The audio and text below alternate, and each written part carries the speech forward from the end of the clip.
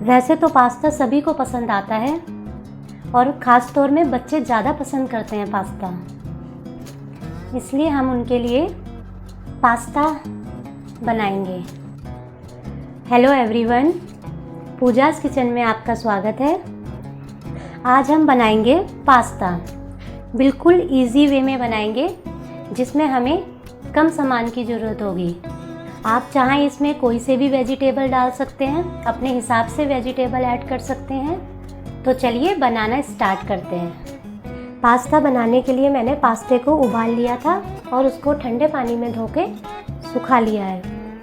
अब हम पास्ता बनाने के लिए जो वेजिटेबल लेंगे वो मैंने 1 कटोरी कटे हुए प्याज लिया है, 1 कटोरी कटा हुआ शिमला मिर्च, थोड़े से मटर और थोड़े से स्वीट कॉर्न और 1 चम्मच लहसुन बारीक कटा हुआ लिया है।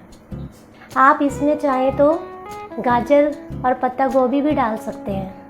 पास्ता बनाने के लिए हम एक कढ़ाई लेंगे, उसमें थोड़ा सा तेल डालेंगे।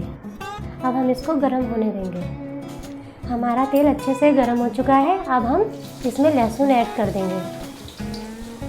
अब हम इसको लहसुन को थोड़ा ब्राउन होने देंगे। देखिए हमारा लहसुन का कलर चेंज हो चुका है और ये ब्राउन हो चुके हैं हल्के हल्के। अब हम इसमें अपने फिर से मटर ऐड करेंगे।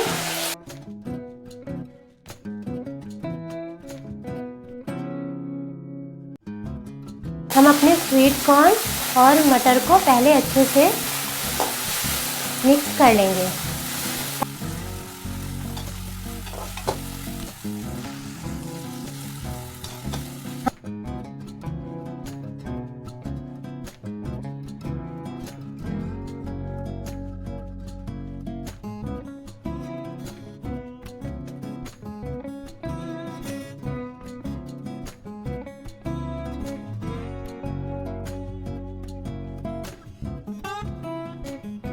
प्याज डालने के बाद हम इसको 2 मिनट तक चलाएंगे।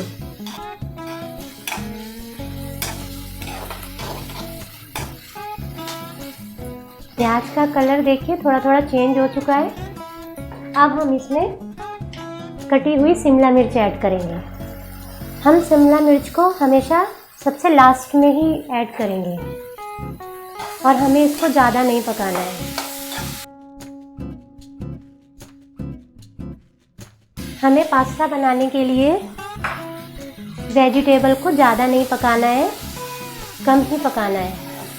अब हम मसाला ऐड करेंगे। मैं 1/2 टेबल स्पून लाल मिर्च पाउडर ऐड करूँगी,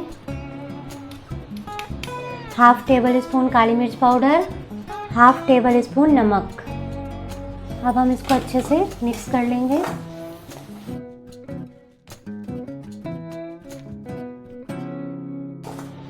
मसाले अच्छे से मिक्स हो चुके हैं। अब हम इसमें अपना उबले हुए पास्ता ऐड करेंगे।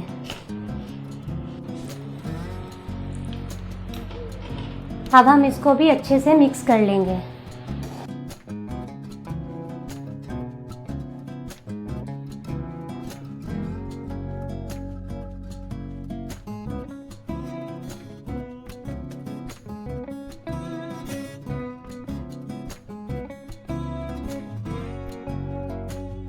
हमारा पास्ता भी अच्छे से मिक्स हो चुका है।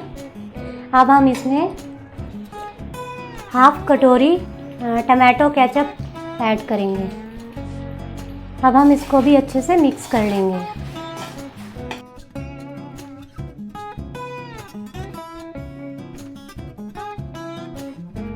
ये भी अच्छे से मिक्स हो चुका है। अब हम इसमें अमूल चीज़ ऐड करेंगे।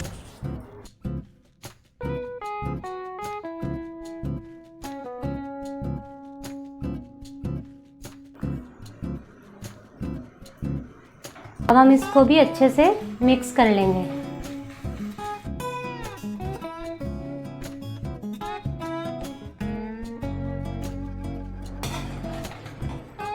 हमारा चीज़ भी अच्छे से इसमें मिक्स हो चुका है। हमारा पास्ता रेडी हो चुका है। अब हम इसको किसी बाउल में निकाल लेंगे। हमारा पास्ता बनके रेडी हो चुका है। आप भी घर पे बनाने का ट्राई करें। अगर आपको रेसिपी अच्छी लगे तो प्लीज़ लाइक, सब्सक्राइब और कमेंट्स भी कीजिए। Thank you.